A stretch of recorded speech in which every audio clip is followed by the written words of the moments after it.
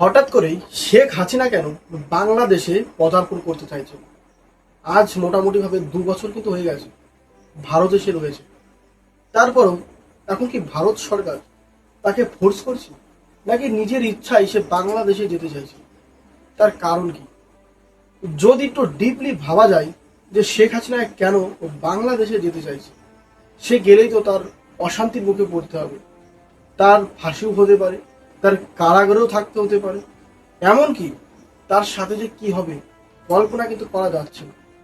মানে কেউ কিন্তু পুরোপুরি শিওর না যে তার সাথে কি হতে পারে। এমনকি সে যদি ভারত থেকে বাংলাদেশে এয়ারপোর্টে পৌঁছানোর সাথে সাথেই সেইখানকার পুলিশ তাকে ঘিরে ধরে তাকে কিন্তু জেলে নিয়ে যেতে পারে, সেখান থেকে সে জামিন নিয়ে থাকতেও পারে। কিন্তু কথাটা তো সেখানে না। কথাটা হলো এখানে যে এই প্রশ্নটা কিন্তু থেকেই যাবে যে শেখ হাসিনা কেন ভারত থেকে বাংলাদেশে হঠাৎ করে যেতে চাইছে, তার জীবনের এত বড় ঝুঁকি থাকা সত্ত্বেও।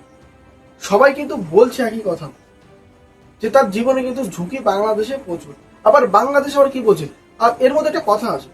কথাটা হলো শেখ হাসিনা চাইছে সে ডিসেম্বরে যাবে, 2026 ডিসেম্বর মাসে বাংলাদেশে যাবে। কিন্তু বাংলাদেশের কিছু নেতা, কিছু মানুষ, মানে বিশেষই মানুষ ওইগুলো, তারা চাইছে এখনই শেখ হাসিনা বাংলাদেশে আসবে, আর তার বিচার তারা তখনই করবে। মানে মানে খুব তাড়াতাড়ি, মানে তারা খুব দ্রুত সে কাজগুলো করতে চায়।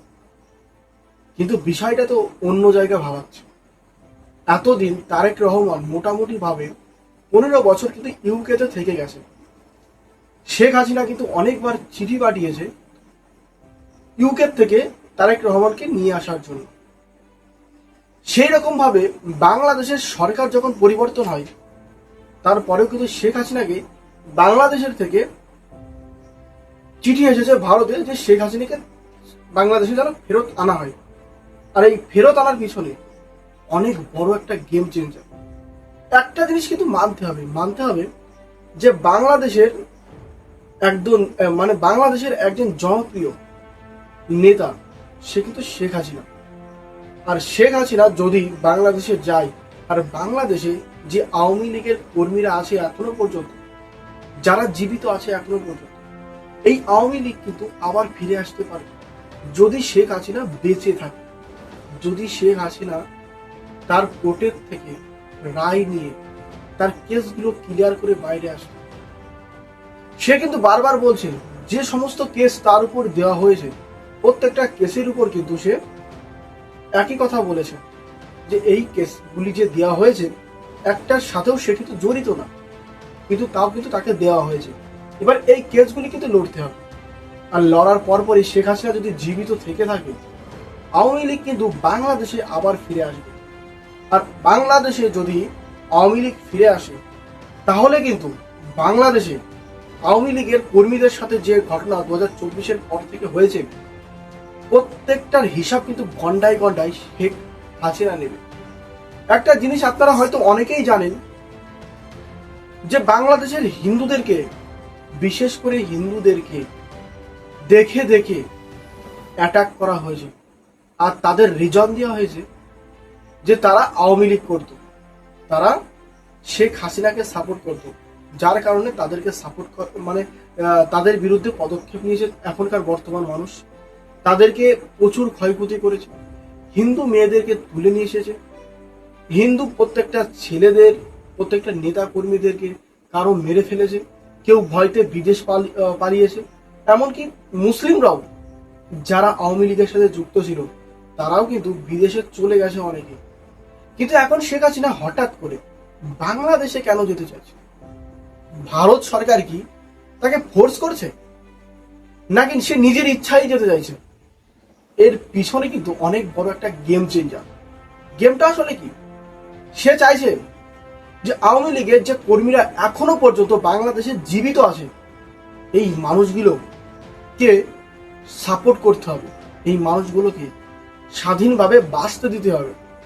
আর এই জিনিসটাই কিন্তু শেখ হাসিনা চায় যে তার সাথে যাই হয়ে যাক, সে যদি মারাও যায়, সে যে শাস্তি হোক, সে কারাগারে থাকতে হোক না কেন, সে কিন্তু বাংলাদেশে ফিরবে আর বাংলাদেশে আওয়ামী লীগের আমেজটা আবার বাড়াবে। শেখ হাসিনা কিন্তু বারবার একই কথা বলছে, সে বাংলাদেশে ফিরে যাবে, তার জীবনের ঝুঁকি যতটাই থাকুক তাকে কিন্তু বাংলাদেশের এয়ারপোর্ট থেকে কিন্তু ঘিরে দেওয়া যেতে পারে, দিতেও পারে তারা। আর তার একই কথা, সে কোর্টের দ্বারস্থ হবে, সেখান থেকে সে জামিনও নিতে পারে, আবার তাকে কিন্তু কারাদণ্ডও দিতে পারে, কারাগারেও রাখতে পারে। এবার কথাটা হলো, যদি আওয়ামী লীগ বাংলাদেশে সত্যি ফিরে আসে তাহলে বাংলাদেশে কিন্তু রক্ত গঙ্গা বইবে। বাংলাদেশের যে সমস্ত বর্তমান নেতারা আওয়ামী লীগের কর্মীদেরকে হত্যা করেছে, অ্যাটাক করেছে, তাদের বাড়ি থেকে তুলে নিয়ে গেছে, তাদেরকে ফোর্স করেছে বাইরে চলে যেতে, তাদের বউ ছেলে মেয়ের সাথে অন্যায় করেছে, এই একটা মানুষও কিন্তু রেহাই পাবে না। আর এটাই কিন্তু হবে, সত্যিই হবে, সেটা বাংলাদেশের সম্ভব যদি শেখ হাসিনা জীবিত থেকে থাকে। একটা জিনিস আপনারা মাথায় রাখবেন, সে মরক্কো কোথায়, ইরান কোথায়, এখানকার মুসলিমদের কোনো সমস্যা হলে কিন্তু বাংলাদেশের মুসলিমদের ব্যথা লাগে, কিন্তু বাংলাদেশের মুসলিমদের কোনো সমস্যা হলে কারোর কিন্তু কোনো ব্যথা লাগে না অন্য কোনো কান্ট্রির দেশে। কিন্তু এদের এত ফাটে কেন?